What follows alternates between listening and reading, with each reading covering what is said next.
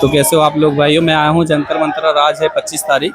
भैया मैं यहाँ पे सबसे 2-2 मिनट की बात कर रहा हूँ क्योंकि काफी बोलो लोग हैं। बोलो बोलो बोलो। तो आप बताओ आप 2 मिनट में ऐसा क्या कहना चाहोगे जो आपके दिल की भड़ास, जो आपकी जो जज्बात हैं, उसका आप कैसे एक्सप्लेन मैं करोगे। देखो, मैं ये कहना चाहूँगा कि धर्मेंद्र प्रधान का इस्तीफा और उसके अलावा जो मांगे थी वो बहुत जायज़ थी, बहुत अच्छा हुआ। सबसे पहली बात तो जितने भी लोगों ने यहाँ सपोर्ट किया उनको बधाई।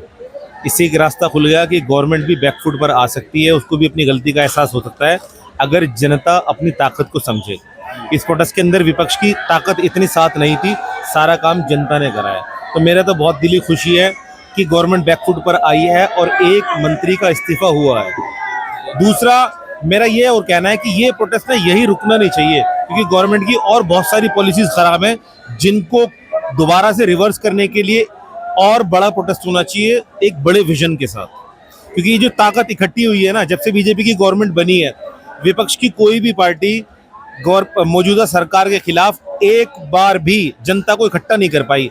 ये एक ऐसा प्रोटेस्ट रहा जिसके अंदर विपक्ष ने कुछ नहीं किया। लोग अपने दिल से, अपनी श्रद्धा से, अपने प्योर हार्ट से आए कि हाँ, हमें सपोर्ट करना चाहिए गवर्नमेंट की गलत नीति के खिलाफ। तो मेरा तो ये मानना है। ओके अंकल, एक और सवाल है। जैसे कि हमारे जो प्रीवियस जनरेशन, जैसे हमारे पिताजी हैं, तो वो लोग जो है बीजेपी को ज़्यादा सपोर्ट करते हैं। तो ऐसा क्यों है कि वो लोग बहुत ज़्यादा ही सपोर्ट करते हैं, लाइक अंधभक्ति हो जाते हैं। देखो, उसके पीछे वजह पता क्या है? हर चीज ना एकदम से नहीं होती। बीजेपी के लिए इतना अनभक्त होने के पीछे बहुत सारे फैक्टर हैं। एक तो ये है कि बीजेपी से पहले की जो सरकार थी वो इतने अच्छे तरीके से काम नहीं कर पाई, और जब बीजेपी आई ना, उसने 2-3 फ्रंट पे काम करा। उसने सबसे पहले क्या किया, उसने जो लास्ट गवर्नमेंट थी कांग्रेस की, उसके खिलाफ भर भर के बुराइयां निकाली। और बीजेपी ने क्या करा? बीजेपी ने मीडिया को अपनी जेब में करा। कैमरे पर जो वो चाहते थे कि जनता को दिखाए, वो दिखाया गया।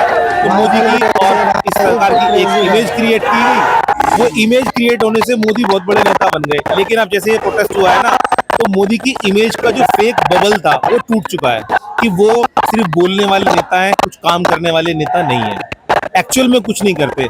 तो अब जैसे आपने प्रीवियस जनरेशन के बारे में बात की ना, अपने पिताजी के बारे में, इस प्रोटेस्ट से उनकी आंखें खुलेंगी। अगर आपको उनको कोई एक मैसेज देना हो तो आप क्या दोगे। मैं अपने पेरेंट्स को भी, और जो आपके पेरेंट्स हो, और खुद मैं आपसे पहले की जनरेशन का हूँ, मैं ये मैसेज देना चाहूँगा कि सरकार किसी की भी बने, आप पार्टी को मत देखिए, और जो वो कह रही है ना, सिर्फ उस पर ध्यान मत दीजिए।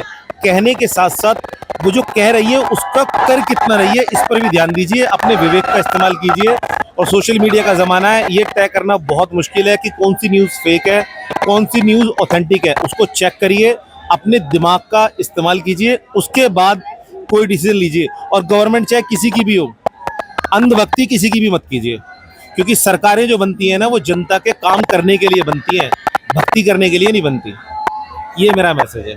थैंक यू सो मच अपना टाइम देने के लिए। आप हैं कहाँ से वैसे। मैं दिल्ली से ही हूँ। आपका नाम क्या है। अमित। आपसे मिलकर बहुत अच्छा लगा। थैंक यू भाई। Thank you.